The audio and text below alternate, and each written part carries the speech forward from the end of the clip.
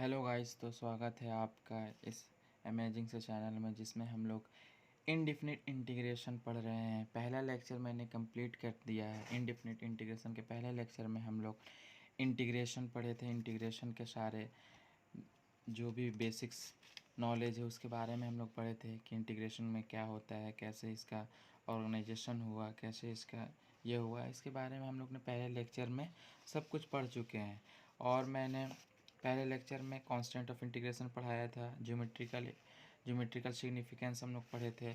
उसके बाद basic formula हम लोग पढ़े थे। तो ये बेसिक फार्मूला आपको याद होना चाहिए।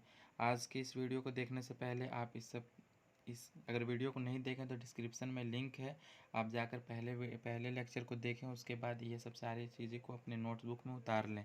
उसके बाद ही आज का लेक्चर आपको समझ में आएगा, जिसमें हम लोग पिछले लेक्चर में हम लोग ने सिर्फ 5 ही सवाल किए थे। 10 सवाल में से 5 ही सवाल किया था। आज की इस वीडियो में 5 सवाल जो बचे सवाल हैं उसको हम लोग सॉल्व करेंगे।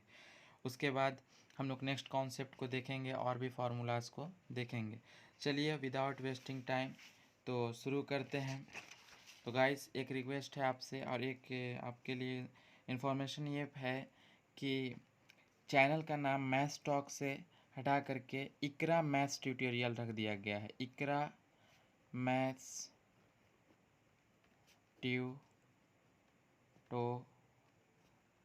ट्यूटोरियल रख दिया गया। तो इसीलिए आपसे रिक्वेस्ट है कि आप याद कर लें कि मैथ्स टॉक से चैनल का नाम इकरा मैथ्स ट्यूटोरियल रखा गया है। चलिए, तो विदाउट वेस्टिंग टाइम इस चैनल को सब्सक्राइब कर लीजिए। एक और रिक्वेस्ट है, बेल आइकन को दबा दीजिए ताकि मैं इस इंडिफिनिट इंटीग्रेशन का वीडियो अपलोड करूं तो आपके पास इसका सीरीज पहुंचे। सब्सक्राइब कर लें, लाइक करें, अपने दोस्तों के साथ शेयर करें। ठीक है गाइस, तो विदाउट वेस्टिंग टाइम चलिए हम लोग शुरू करते हैं। जो 5 सवाल बचे हुए थे उस सवाल को पहले सॉल्व करते हैं। तो ठीक है गाइस, तो ये ने मैंने 5 सवाल जो पहले के सवाल थे उसको मैंने सॉल्व किया था। देखते हैं नेक्स्ट 5 सवाल को। चलिए, तो 6th नंबर सवाल क्या था? 6th नंबर सवाल था integral x⁻1/3 plus 2x⁻1/3 plus x⁻3/2 into dx। तो गाइस देखिए, इसमें क्या है कि मैंने बताया था कि एक फंक्शन हो या एक से ज़्यादा फंक्शन हो, प्लस माइनस के अलोंग वो डिस्ट्रीब्यूट है, तो हम लोग इंटीग्रल साइन को उसके ओवर हम लोग डिस्ट्रीब्यूट कर देते हैं। तो चलिए सॉल्यूशन देखते हैं इसका।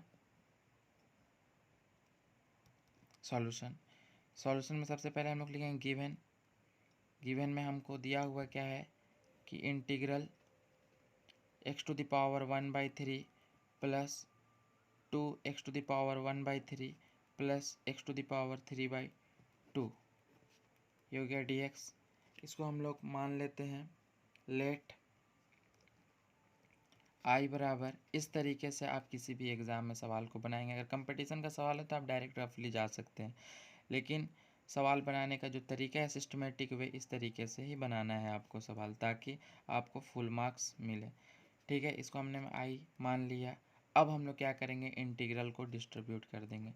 ठीक है गाइस, चलिए 1/3 dx यहाँ पर लगाएंगे plus integral 2x⁻1/3 dx plus integral x⁻3/2 into dx। अब देखिए ये जो फॉर्म है किस फॉर्म का बन गया, तो मैंने फार्मूला में पहला फार्मूला ही लिखवाया है। पहला फार्मूला क्या है गाइस?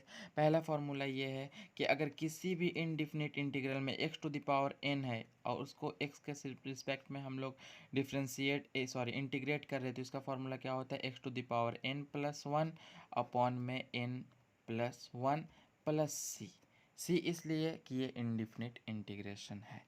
ठीक है, वेयर n जो होना चाहिए वो -1 नहीं होना चाहिए, तो डेनोमीटर 0 हो जाएगा, जो कि डज नॉट एग्जिस्ट है। ठीक है गाइस, तो आगे बढ़ते हैं। इसमें हम लोग इसी फार्मूला को लगाते हैं। चलिए, तो देखिए इसी फार्मूला को लगाइए। तो क्या है कि x⁻n लगाएंगे तो x⁻1/3 + 1 अपॉन में 1/3 + 1 प्लस 2 तो कांस्टेंट है, इसको इंटीग्रेशन से बाहर कीजिए तो ये 2 बाहर हुआ, तो हमारे पास क्या आया, ये आएगा। इसको ब्रैकेट से बंद कर दीजिए। तो x⁻1/3 प्लस ये क्या आएगा x⁴ प्लस 1 अपॉन में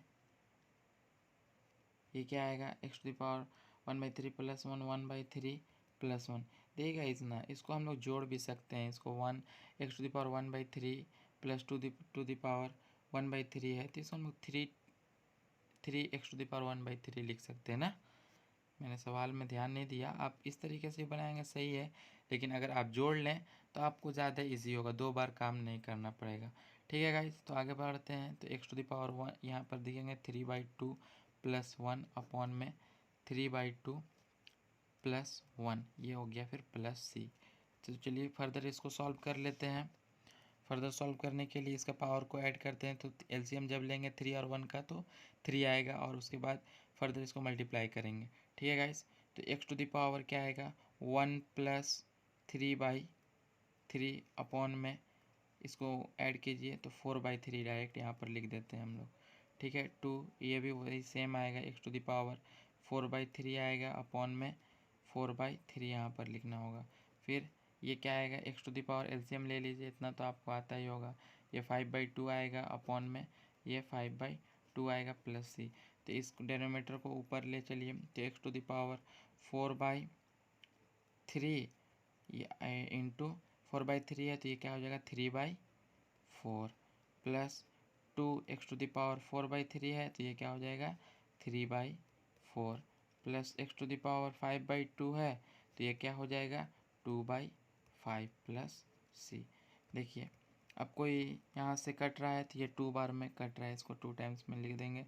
ये नहीं कट रहेगा तो इसको सिर्फ इसी तरीके से छोड़ देंगे हम लोग।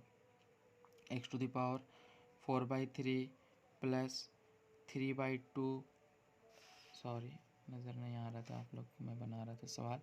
x⁴ 4/3 plus 2/5 x⁴ 5/2 plus c।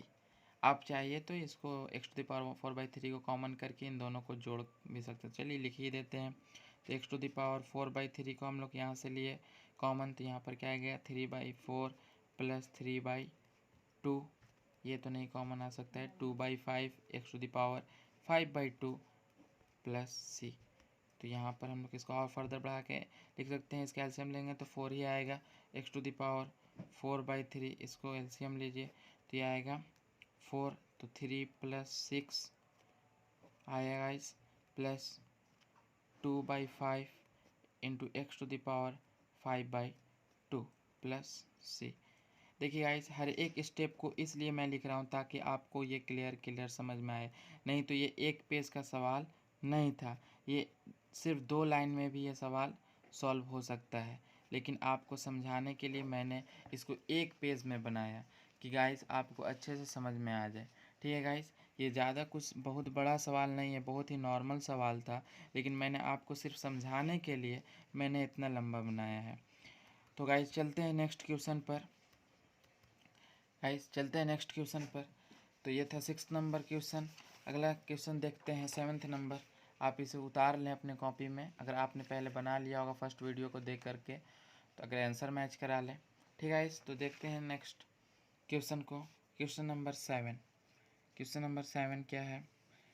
Question number 7, चलिए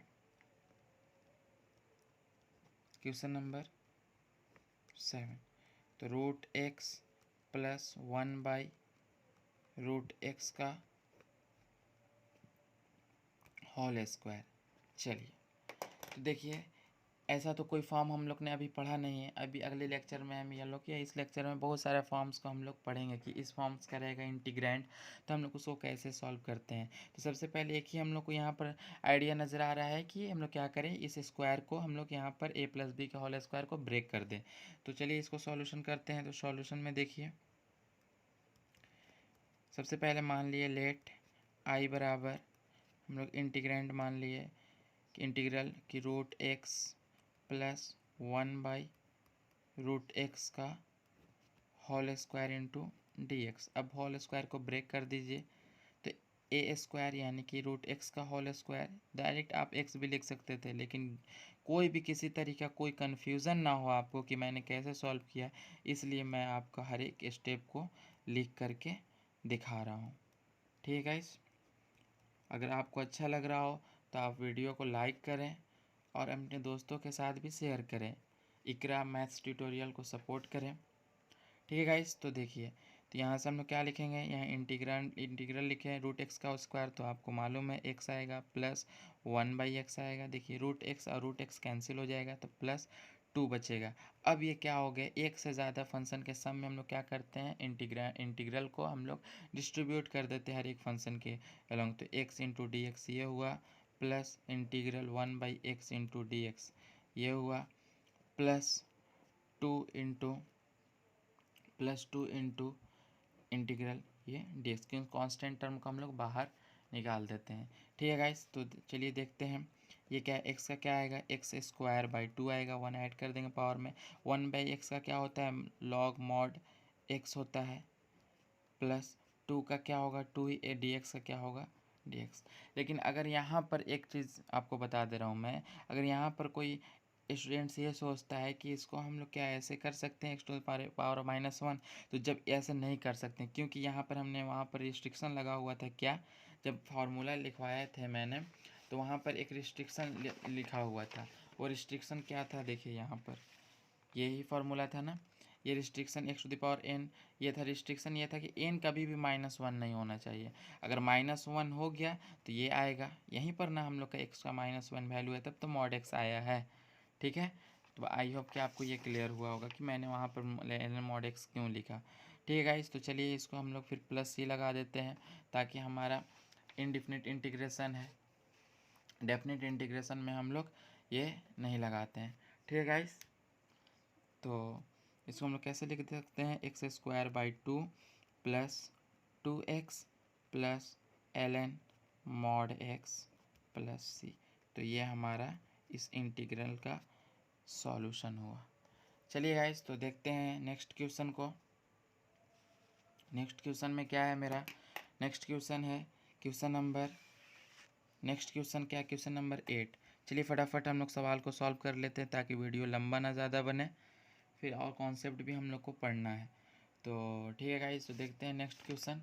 नेक्स्ट क्वेश्चन क्या है, नेक्स्ट क्वेश्चन भी बहुत इजी है। आई होप कि आपने अटेम्प्ट किया होगा फर्स्ट लेक्चर को देखकर।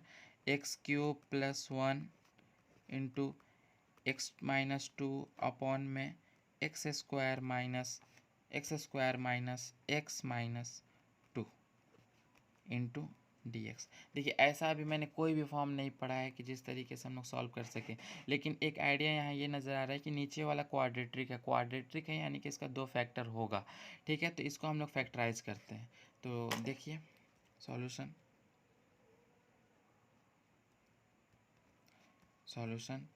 तो आई बराबर लेट हम लोग मान लेते हैं, लेट आई बराबर क्या है, इंटीग्रल x³ यहाँ पर लिखते हैं x³ + 1 एंड x-2 अपॉन में यहाँ पर क्या होगा गाइस, तो देखिए यहाँ पर क्या होगा, तो यहाँ पर हम लोग लिख सकते हैं x² माइनस क्या लिख सकते हैं 2x + x लिख सकते हैं ना गाइस। तो -x को क्या कैसे ब्रेक सकते हैं, या जब इसको हम लोग -2x + x करेंगे तो -x ही आ जाएगा, एंड x² और -2 को मल्टीप्लाई करेंगे तो -2x² आएगा, जो कि -2x को मल्टीप्लाई करेंगे तो आएगा। तो ये था हमारा स्प्लिटिंग मेथड से हम लोग क्वाड्रेट्रिक को करते हैं, तो 10th क्लास का चीज़ है। आई होप कि आपने पढ़ा होगा, आप समझ में आ रहा होगा आपको। ठीक है, अब यहाँ से हम लोग कॉमन करते हैं, तो यहाँ से कॉमन किए तो ये आ गया x-2, और फिर यहाँ पर हम लोग कॉमन किए क्या, यहाँ से हम लोग कॉमन कर लिए +1, तो ये हमारा क्या आएगा x-2 आया इंटू डी एक्स। देखिए x-2 यहाँ भी कॉमन है, x-2 यहाँ भी कॉमन है, तो हम लोग क्या करते हैं, यहाँ से भी x-2 कॉमन करते हैं, तो x³ + 1 इंटू x-2 अपॉन में यहाँ से x + 1 इंटू क्या आएगा, x + 1 into x-2 into d x. देखिए x-2 यहाँ पर कैंसिल हो रहा है। अब हमारा जो बचा, अब हमारा सिर्फ जो बचा है वो क्या है, इंटीग्रांड में x³ - 1 अपॉन में x + 1 इंटू डी एक्स। देखिए अभी भी हम लोग क्या कर सकते हैं, एक्स प्लस वन को एक्सप्लेट कर सकते हैं कैसे, a cube minus plus b cube के फार्मूला से। तो बता दीजिएगा इस a cube plus b cube का फार्मूला क्या होता है, तो ये होता है a plus b into a square plus b square minus a b. I hope कि यही फार्मूला होगा, आई होप कि यही फार्मूला होगा।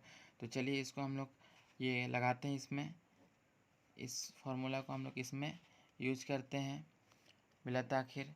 तो चलिए, तो x plus one into x square plus one square minus x यानी कि ए बी, तो ए बी क्या होगा, एक्स होगा, अपॉन में एक्स प्लस वन।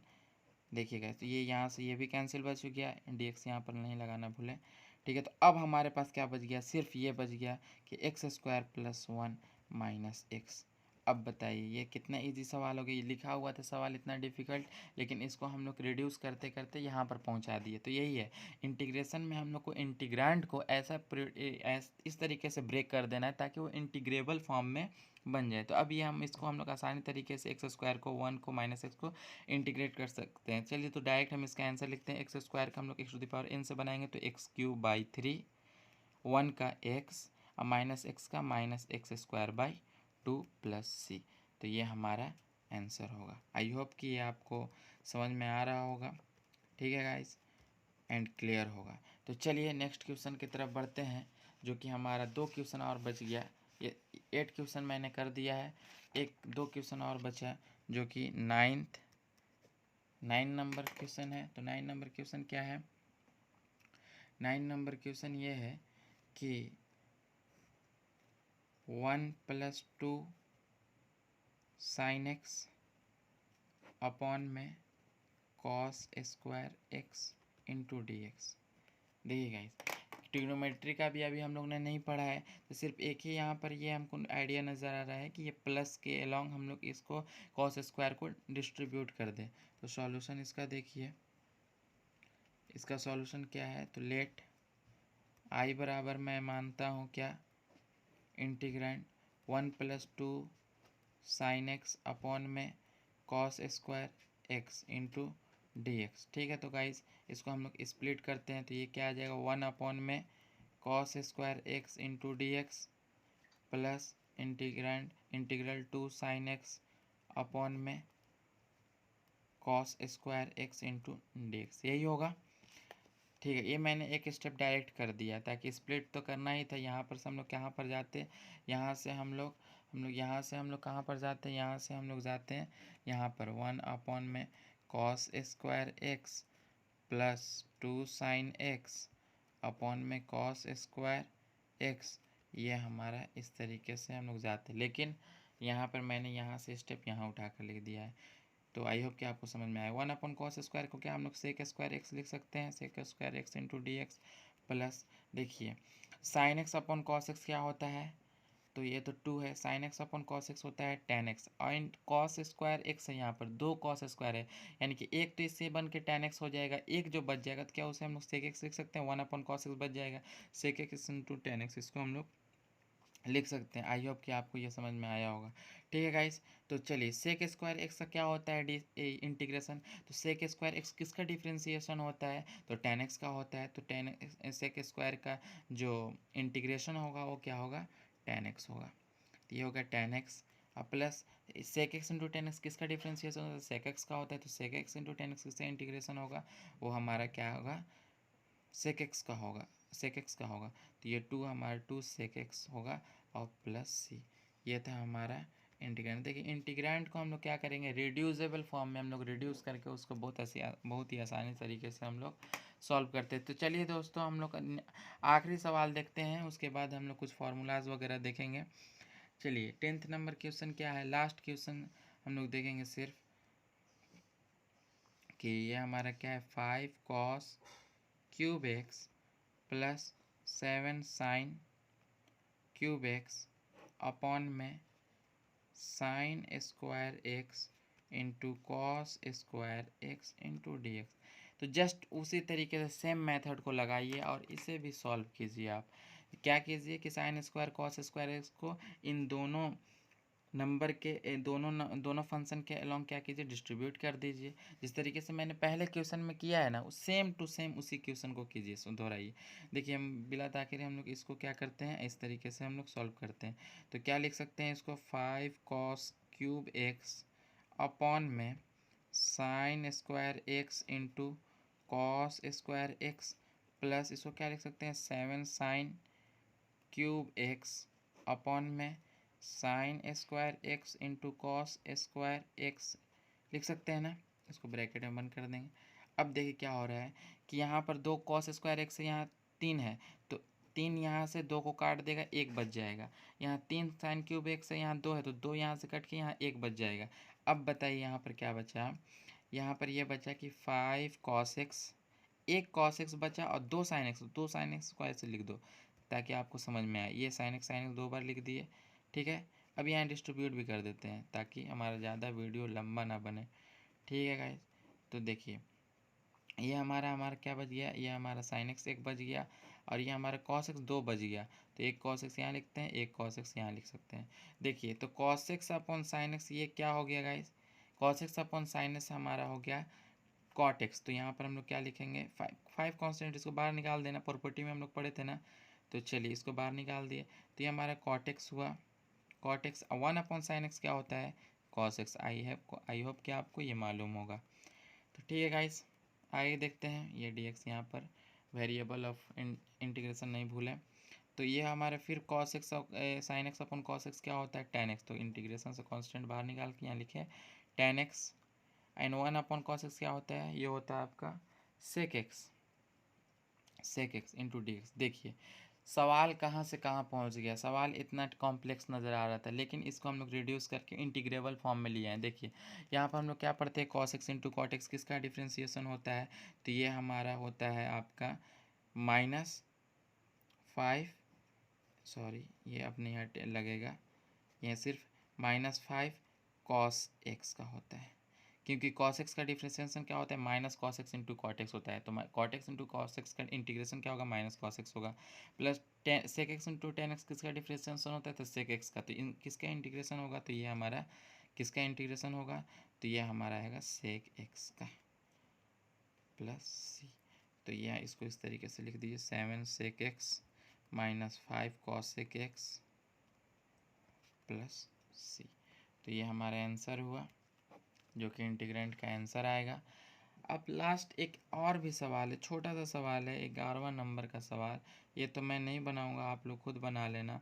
ये क्या है, देखिए जस्ट उसी प्रॉपर्टी का यूज किया गया है। एक प्रॉपर्टी है ना, वो कौन सा प्रॉपर्टी है, इंटीग्रल से x to the power n into d x is equal to x to the power n plus 1 upon में n प्लस 1 प्लस सी। लेकिन एक बात बहुत गौर करने वाली बात है कि मैंने फर्स्ट लेक्चर में एक थ्योरी में नोट लिखवाया था, आई होप कि आपको मालूम होगा।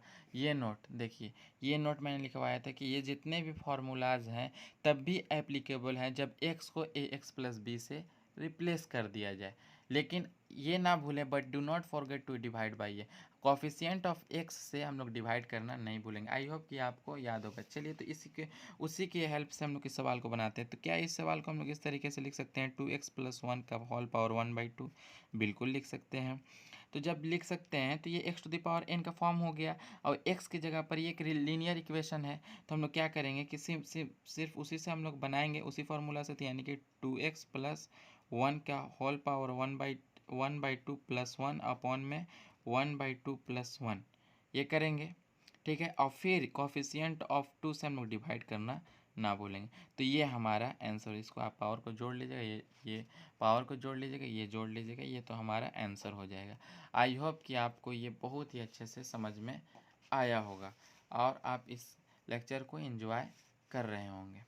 वीडियो को पॉज कर कर के आप जितना भी मैं सॉल्यूशन बना रहा हूँ उसको अपनी नोटबुक में उतार लें। तो चलिए फिर नेक्स्ट कॉन्सेप्ट को देखते हैं।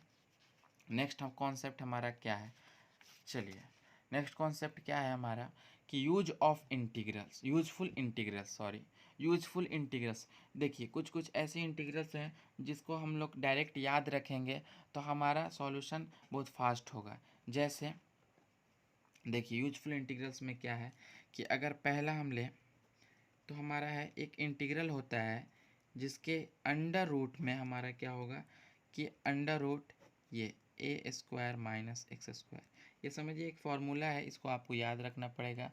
D x a square minus x square, d x a square minus x square को क्या हम लोग लिख सकते हैं डायरेक्ट, ये sine inverse x by a plus C.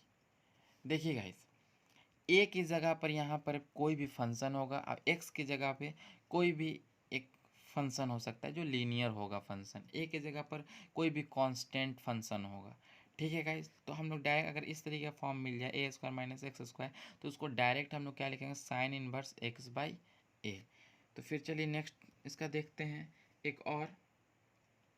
Next क्या है, नेक्स्ट ये है कि अगर हमारा डी एक्स अपॉन में इस तरीके से मिल जाए, यहाँ पर एक्स रहे, फिर अंडर रूट में हमको क्या मिल जाए x square minus a square मिल जाए, तो इसको हम लोग डायरेक्ट लिख सकते हैं क्या 1 अपॉन में a sec inverse x by a plus सी।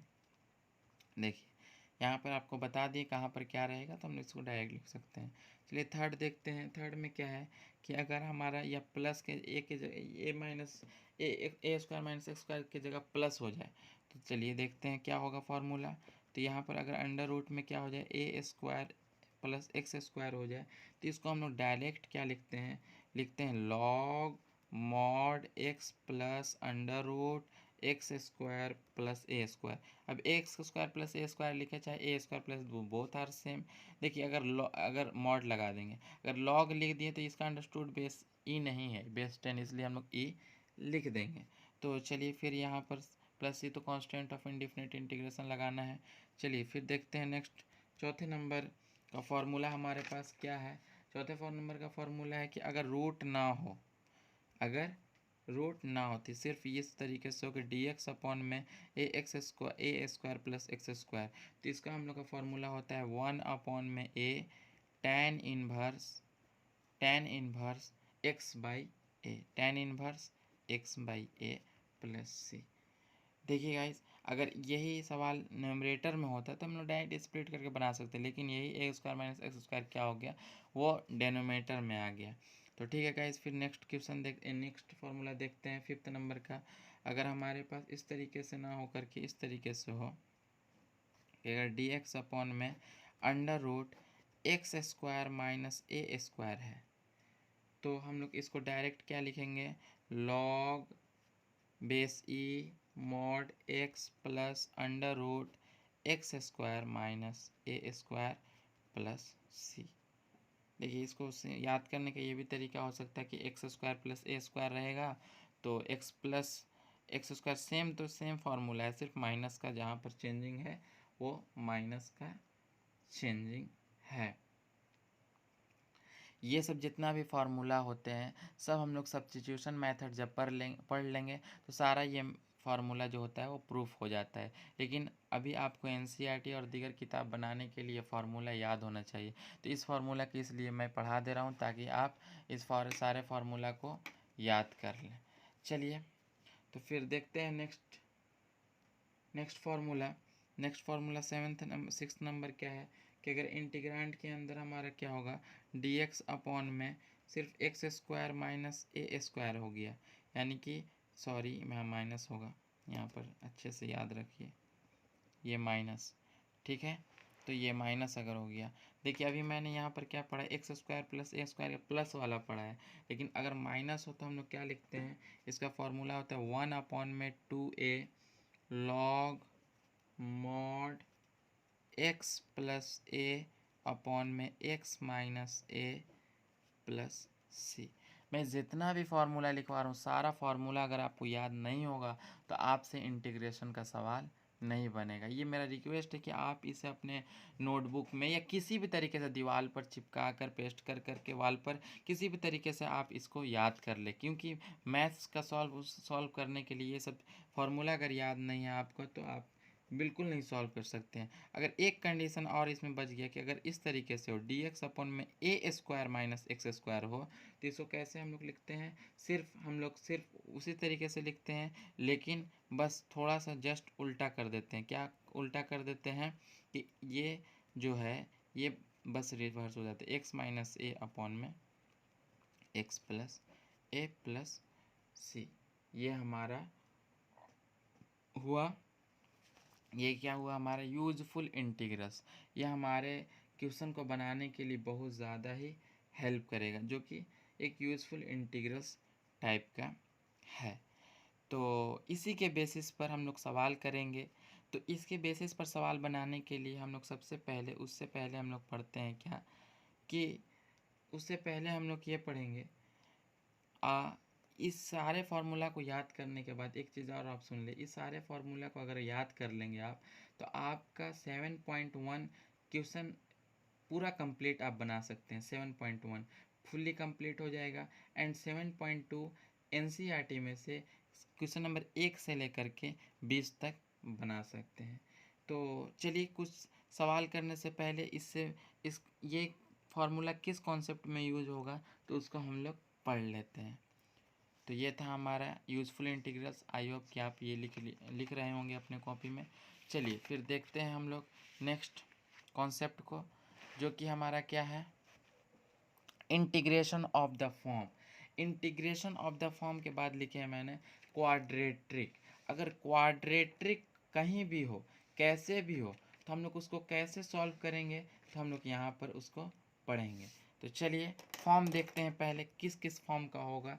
अगर पहला फॉर्म हम लोग की बात किया जाए, तो पहला फॉर्म अगर इंटीग्रल 1 अपॉन में a x square plus b x plus c into d x हो, where a is not equal to zero. ये तो ज़ीरो होना ही नहीं चाहिए, अगर ए ज़ीरो हो जाएगा तो ये क्वाड्रेटिक रहेगा ही नहीं। या फिर ऐसे हो, क्या हो कि 1 अपॉन में इंटीग्रल 1 अपॉन में, या फिर इस तरीके से अंडर रूट में हो। ये सिंगल ऐसे ऊपर रहेगा तो उसका इंटीग्रेट हम डायरेक्ट कर सकते हैं, लेकिन अंडर रूट में हो तो अगर इसको अंडर रूट में लिखे थे a x square plus b x plus c into d x where a is not equal to zero, ये कंडीशन लिखना आपको बहुत ज़रूरी है। ठीक है गाइज। तो और फिर इंटीग्रल, एक और कंडीशन ये हो सकता है ना कि न्यूमरेटर डेनोमीटर हो कि ये न्यूमरेटर में ही सिर्फ अंडर रूट में ये हो जाए तो। लेकिन अंडर रूट में लीनियर होता तो हम लोग बना सकते थे, लेकिन क्वाड्रेट्रिक हो गया। तो क्वाड्रेट्रिक के लिए क्या तरीका है, क्या प्रोसीजर है, क्या रूल्स है, तो हम लोग इसको देखेंगे। तो चलिए बिला ताखिर हम लोग इसके बारे में जानते हैं कि इस फॉर्म का होगा तो हम लोग कैसे इसको सॉल्व करेंगे। तो इसके लिए रूल लिख लीजिए, बहुत ही आसान रूल है। आप इसको दो तरीके से बना सकते हैं। मैंने एक ही तरीका या दोनों तरीका मैं बता दे रहा हूँ, आप दूसरे तरीके से बना लेंगे। पहला तरीका ये है कि कन्वर्ट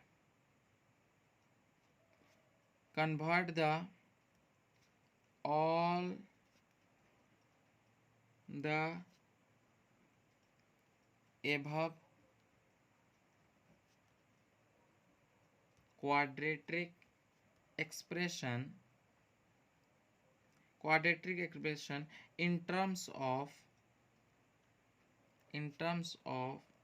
देखिए जितने भी क्वाड्रेटिक एक्सप्रेशन है इसको इन टर्म्स ऑफ इस तरीके से इसको चेंज कर दीजिए, a into x plus b by 2a का whole square minus d upon में 4a स्क्वायर। अब आप सवाल करेंगे कि ये फार्मूला आया कहाँ से। तो जब हम लोग श्रीधराचार्य फार्मूला को प्रूफ करते हैं तो उसी वक्त ये हमारा इस तरीके से आता है। उसी वक्त हम लोग क्या करते हैं कि एक जो डिस्क्रिमिनेंट आता है बी स्क्वायर माइनस 4 इसको एक ही साइड रख करके, इसका मेन मकसद है सिर्फ परफेक्ट स्क्वायर बनाना।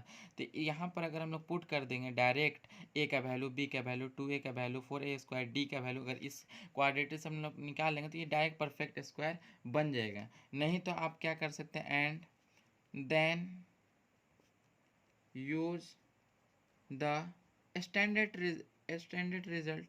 उसके बाद हम लोग क्या करेंगे, स्टैंडर्ड रिजल्ट को हम लोग यूज करेंगे। यहाँ पर स्टैंडर्ड रिजल्ट मैं इसलिए बोल रहा हूँ, स्टैंडर्ड रिजल्ट कौन सा है, तो ये सब जितने भी फार्मूला मैंने लिखवाए हैं ये सब क्या है, सब स्टैंडर्ड रिजल्ट के नाम से हम लोग जानते हैं इसको। एक और नाम है इसका स्टैंडर्ड रिजल्ट। ये सब रिजल्ट के बिना ये चैप्टर का सवाल सॉल्व ही नहीं होगा, तो ये स्टैंडर्ड रिजल्ट है। तो ये आप लोग याद कर लीजिए, बहुत ही ये इम्पॉर्टेंट है। ठीक है। तो देखिए मैंने क्या रूल में क्या लिखा कि convert all the above quadratic expression, जितने भी ये क्वाड्रेटिक एक्सप्रेशन है सबको क्या कीजिए आप इस फॉर्म में चेंज कर दीजिए। इस फॉर्म में जैसे ही आप चेंज करेंगे तो क्या होगा कि ये स्टैंडर्ड रिजल्ट्स के फॉर्म में आ जाएगा। स्टैंडर्ड रिजल्ट मैंने बता दिया। या फिर दूसरा मेथड ये है कि हम लोग क्या करेंगे, by making perfect square, by making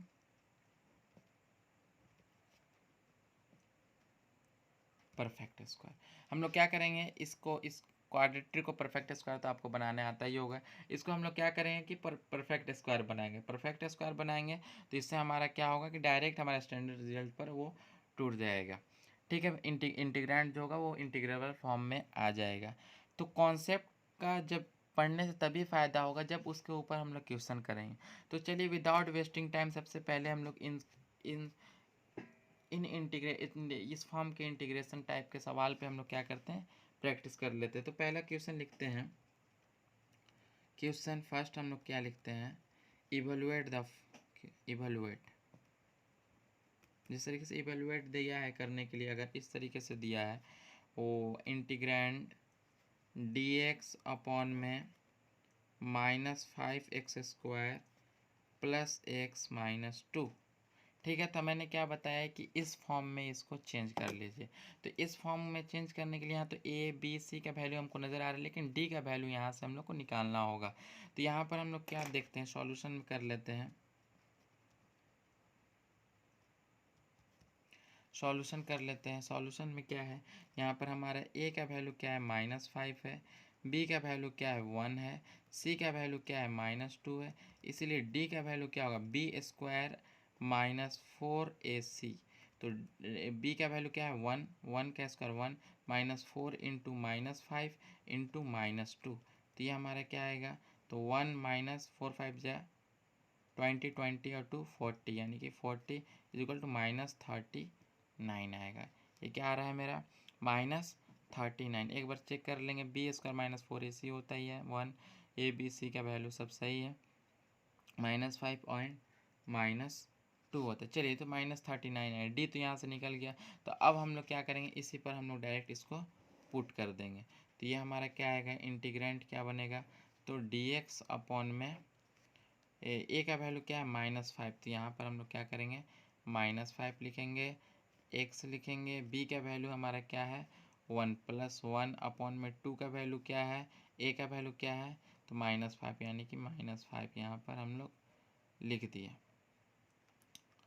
ये हमारा -5 आ गया।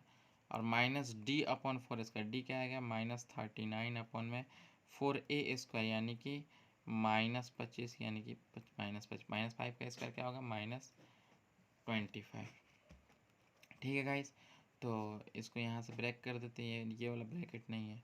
देखो -1/5 क्या है, ये कांस्टेंट टर्म, इसको बाहर लिया हो तो ये -1/5, ये हमारा dx अपॉन में ये क्या है हमारा, तो ये हमारा x -1/10 का होल स्क्वायर है ना, ये हमारा होल स्क्वायर होगा, ये होल स्क्वायर प्लस 39 अपॉन में 25, ये हमारा 100 आया। तो ये हमारा 100 हुआ। तो देखिए इसको इंटीग्रल फॉर्म में हम लोग ले जाने के लिए क्या करेंगे, -1/5 लिखे इंटीग्रल, ये dx अपॉन में ये x -1/10 का होल स्क्वायर का दवा दी, प्लस 13 का हम लोग √39 अपॉन में 10 का होल स्क्वायर नहीं लिख सकते हैं इसको, बिल्कुल लिख सकते हैं। जैसे कि जब होल स्क्वायर इसको हम लोग ब्रेक करेंगे तो ये 39 अपॉन में 100 ही रहेगा। लेकिन यहाँ से एक फार्मूला ना बन गया हमारा x² + a²।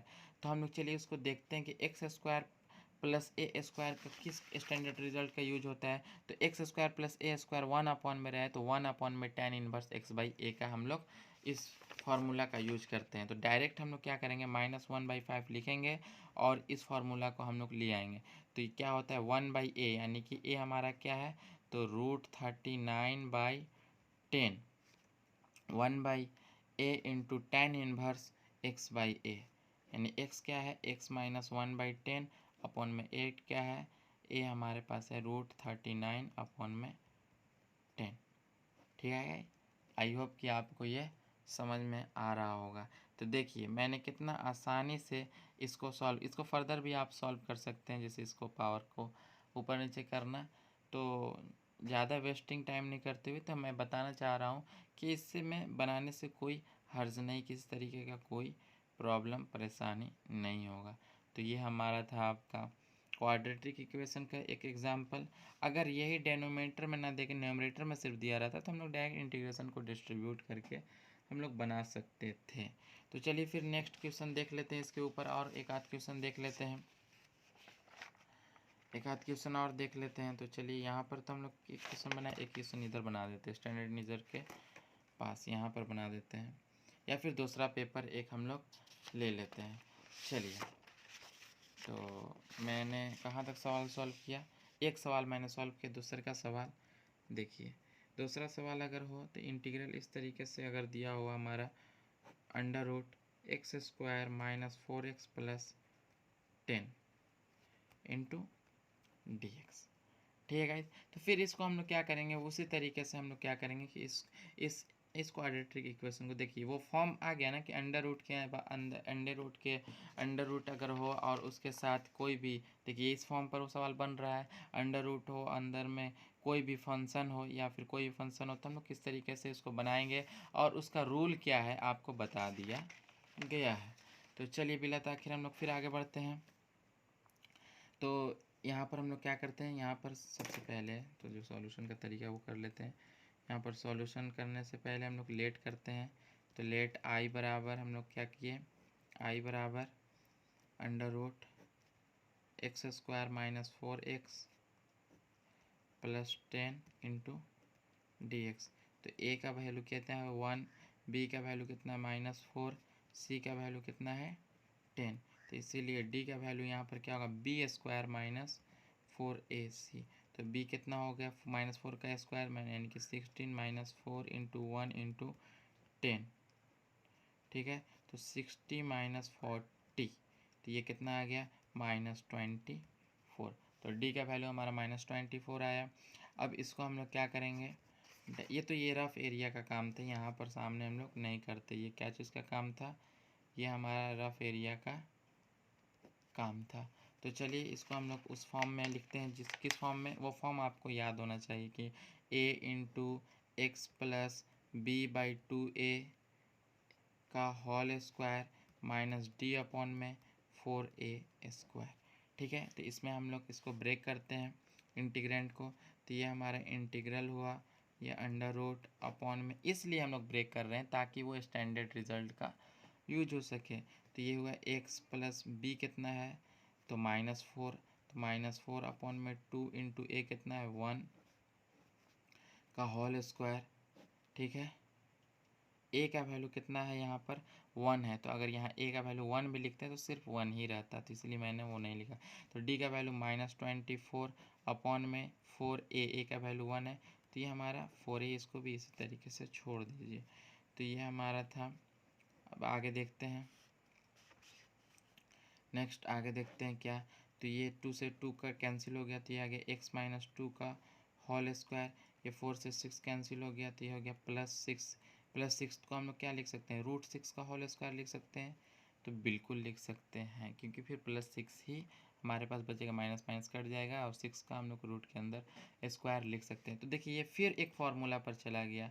वो कौन से फार्मूला पर गया है, वो फार्मूला पर गया है जिसमें हम लोग ये पढ़ते हैं कि x square plus a square अगर अंडर रूट में हो तो उसका स्टैंडर्ड रिजल्ट फार्मूला क्या होता है, सिर्फ अंडर रूट में हो एंड ये आपको सिर्फ न्यूमरेटर में हो, तो इसको हम लोग कैसे सॉल्व करते हैं। तो चलिए देखते हैं, तो चलिए देखते हैं इसको फिर। तो ये जो है मेरा, ये तो स्टैंडर्ड रिजल्ट से नहीं मिल रहा है। एक बार फिर क्वेश्चन देखते हैं, क्वेश्चन सही लिखा हूँ कि नहीं लिखा हूँ। तो क्वेश्चन देख लेते हैं एक बार। सॉरी, क्वेश्चन में थोड़ा सा यहाँ पर गड़बड़ ये हो गया, यहाँ से वो ये न्यूमरेटर में नहीं था, ये डिनोमिनेटर में था। यहाँ पर 1 अपॉन दिस है, सॉरी यहाँ पर क्या है, ये 1/दिस है, इसलिए तो कह रहा हूँ कि स्टैंडर्ड रिजल्ट में क्यों नहीं आ रहा है। ये भी हम लोग पढ़ेंगे, अगले वीडियो में पढ़ेंगे कि इस तरीके का फॉर्म होगा तो इसे हम लोग कैसे सॉल्व करेंगे। तो इसके लिए मैं सॉरी चाहता हूँ कि 1/ में था ये क्या था 1/ में। तो अब इसका हम लोग आंसर डायरेक्ट लिख सकते हैं कि 1/ में अगर x² प्लस a² अगर रूट के साथ हो तो हम लोग क्या लिखते हैं, इसको लोग इसको डायरेक्ट लिख सकते हैं log base e mod x। तो x प्लस ए, तो x की जगह x-2 लिखेंगे, x plus under root x² plus a² यानी कि x-2 का होल स्क्वायर प्लस √6 का होल स्क्वायर, ये हमारा डायरेक्ट होता है। ठीक है, तो इसकी जगह पर हम लोग इस क्वाड्रेटिक को भी लिख सकते हैं, जो ऊपर हमारी ये क्वाड्रेटिक है उसको भी हम लोग लिख सकते हैं। समझे गाइस, आई होप कि आपको समझ में आया होगा। यहाँ पर 1 छूट गया था, इसके फॉर्म को भी देखेंगे हम लोग आगे अगले वीडियो में। ठीक है गाइस, तो मैंने 2 सवाल किया है और भी सवाल करेंगे जब एनसीईआरटी का एक्सरसाइज हम बनाएंगे। एक्सरसाइज की सीरीज़ में इसी चैनल पे आपको सारा कुछ मिलेगा, आर डी शर्मा का सॉल्यूशन, एनसीईआरटी का सॉल्यूशन, केसी सिन्हा का सॉल्यूशन, एबीसी का सॉल्यूशन, सारा वीडियोज़ अपलोड होंगे धीरे धीरे। आप बस इस चैनल को सब्सक्राइब करें, वॉच करें, लाइक करें, शेयर करें एंड अपने दोस्तों को बताएं कि कैसे नोट्स बनता है। ओके गाइस, तो चलिए फिर देखते हैं नेक्स्ट टॉपिक को। तो नेक्स्ट टॉपिक मेरा क्या है, सॉरी देखिए नेक्स्ट है, आई होप कि नज़र आ रहा होगा आपको, integration of improper rational function. Improper rational function and proper rational function, 2 तरीके के रेशनल फंक्शन होते हैं। अब एक होता है इम्प्रॉपर रेशनल फंक्शन, एक होता है प्रॉपर रेशनल फंक्शन। तो सबसे पहले आपको नोट में ये लिखना होगा कि कहते किसको, अगर आप भूल गए होंगे तो देखिए। सबसे पहले मैं ये लिख देता हूँ कि नोट पहले कि इम्प्रॉपर रेशनल फंक्शन किसे कहते हैं, improper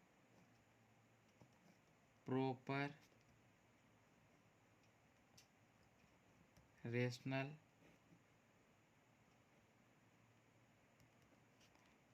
function, improper rational function किसे कहते हैं। तो इम्प्रॉपर रेशनल फंक्शन उसे कहते हैं कि अगर किसी भी रेशनल फंक्शन का न्यूमरेटर का पावर ज़्यादा है डिनोमिनेटर के पावर से, तो हम लोग बोलते हैं इम्प्रॉपर रेशनल फंक्शन। तो इसको कैसे लिखेंगे, इफ़ द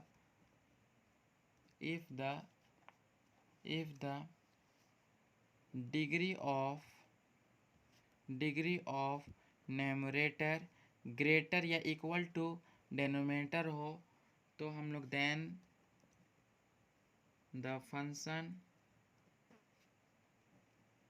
जो फंक्शन होगा then the function will be improper rational function, improper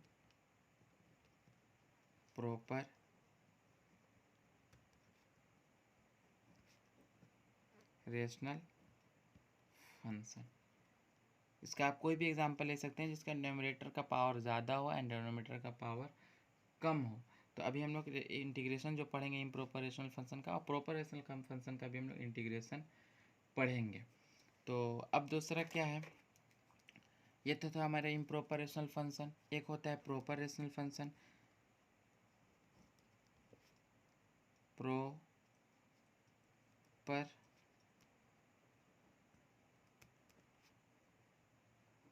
rational function.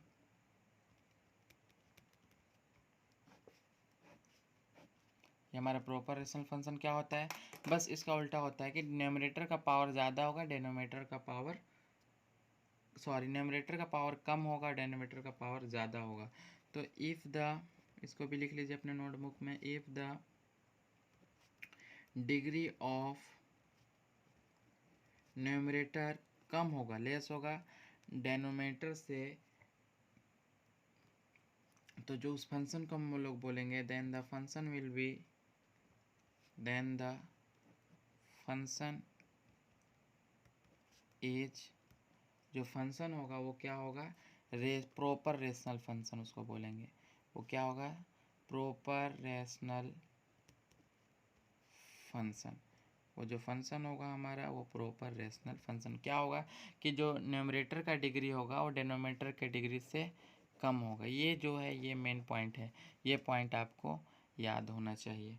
ठीक है, तो हम लोग पढ़ क्या रहे थे, ये तो था नोट में आपको लिखवाने के लिए, लिखने के लिए था, जो कि अगर आपको नहीं मालूम हो तो लिख लें। हम लोग पढ़ क्या रहे थे कि integration of improper rational function, यानी कि इम्प्रॉपर रेशनल फंक्शन का इंटीग्रेशन हम लोग कैसे करें। इम्प्रॉपर रेशनल फंक्शन हम बता दिए किसे कहते हैं कि जिसका न्यूमरेटर का पावर डिनोमिनेटर से ज़्यादा होगा। तो इसके दो मेथड हैं। एंड प्रॉपर रेशनल फंक्शन जो होता है इसका भी इंटीग्रेशन करेंगे, लेकिन इसका हम लोग पढ़ते हैं इंटीग्रेशन जो होता है ये पार्शियल फ्रैक्शन के मेथड से होता है, जो कि हम लोग अगले वीडियो या नेक्स्ट वीडियो में, उसके आगे वीडियो में, अभी तो बहुत दूर है वो, अभी हम इंटीग्रेशन बाय सब्स्टिट्यूशन पढ़ेंगे, उसके बाद इंटीग्रेशन बाय पार्ट्स पढ़ेंगे, उसके बाद इंटीग्रेशन बाय पार्शियल फ्रैक्शन पढ़ेंगे। तो इसीलिए इसको आप जहन में रखेंगे, अपने माइंड में रखेंगे। तो चलिए हम लोग पढ़ते हैं integration of improper rational function. Improper rational function का इंटीग्रेशन क्या है। तो सबसे पहले मेथड 1 आपको मालूम हो गया ना कि किसे कहते हैं इम्प्रॉपर रेशनल फंक्शन, न्यूमरेटर का पावर डिनोमिनेटर से ज़्यादा या बराबर होगा। तो मेथड 1 क्या है कि if the integrand is of the form of, if the integrand, अगर हमारा integrand is of the function of, अगर हमारा इंटीग्रेंड इम्प्रॉपर रेशनल फंक्शन का होगा, इम्प्रॉपर रेशनल फंक्शन का होगा, इम्प्रॉपर रेशनल का होगा, तो देन हम लोग क्या करेंगे, then first convert numerator in terms of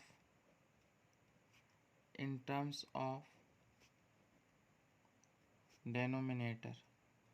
हम लोग क्या करेंगे कि न्यूमरेटर को डिनोमिनेटर के टर्म्स में और हम कन्वर्ट कर देंगे, और उसके बाद हम लोग स्टैंडर्ड रिजल्ट का यूज़ कर देंगे, and then use the standard result जैसे ही मैं बोला होगा आपको समझ में आ गया होगा। सॉरी, आपको नज़र नहीं आ रहा था, मैं इधर कॉपी पर देख रहा था।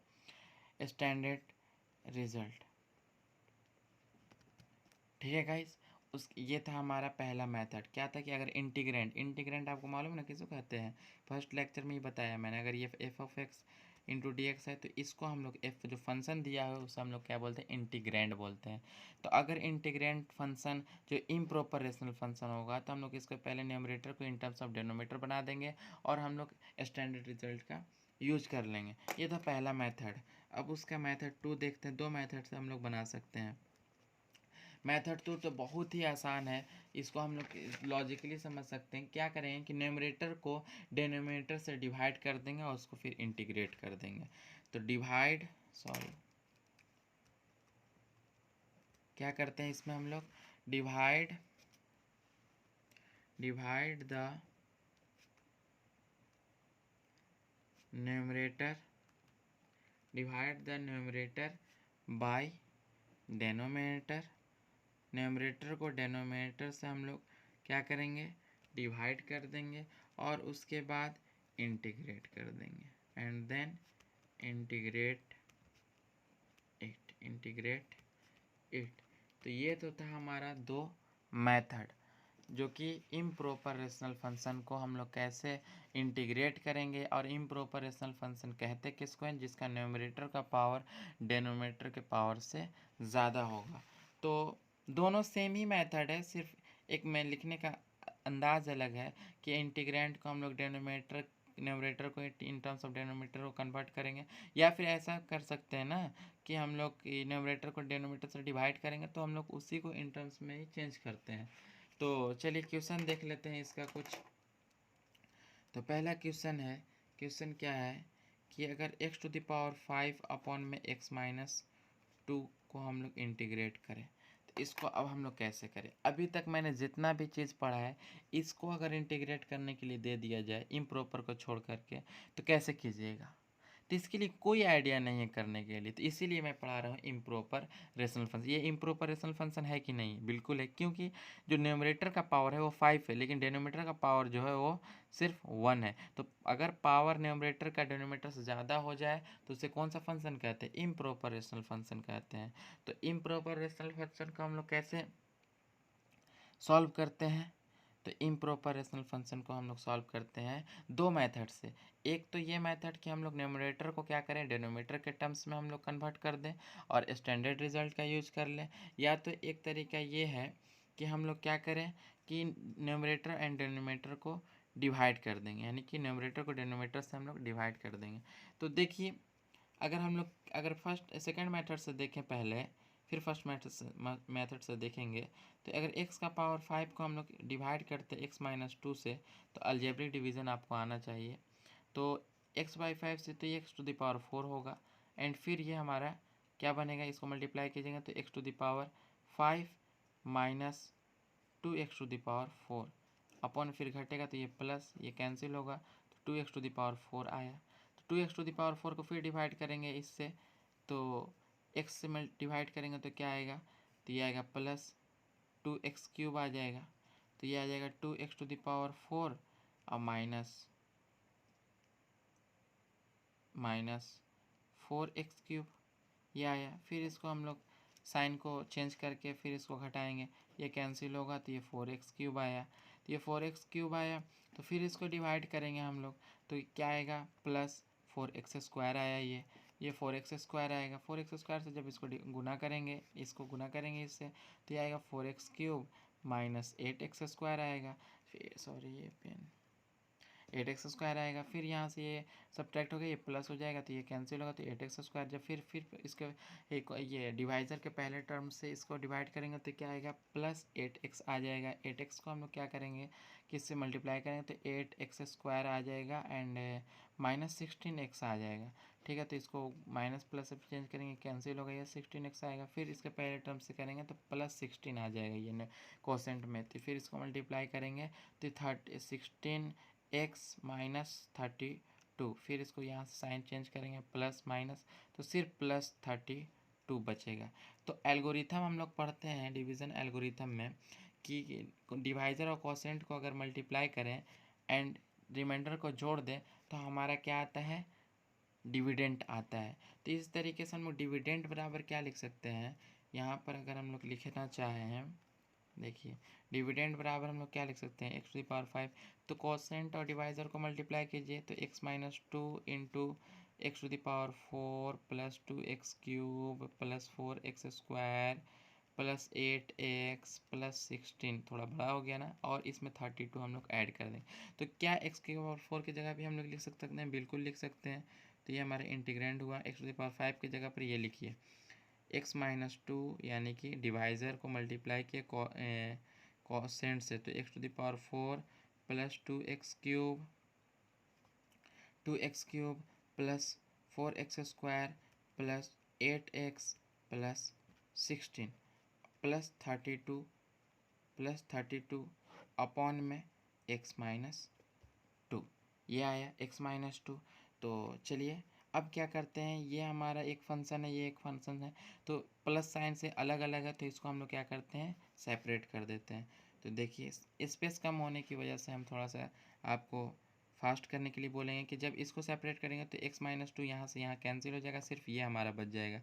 तो x⁴ plus 2x³ plus 4x² plus 8x plus 16, ये हमारा बच गया। और फिर जब प्लस के साथ ये स्प्लिट होगा तो एक और ही हमारा 32 अपॉन में x-2 बच जाएगा इंटू dx।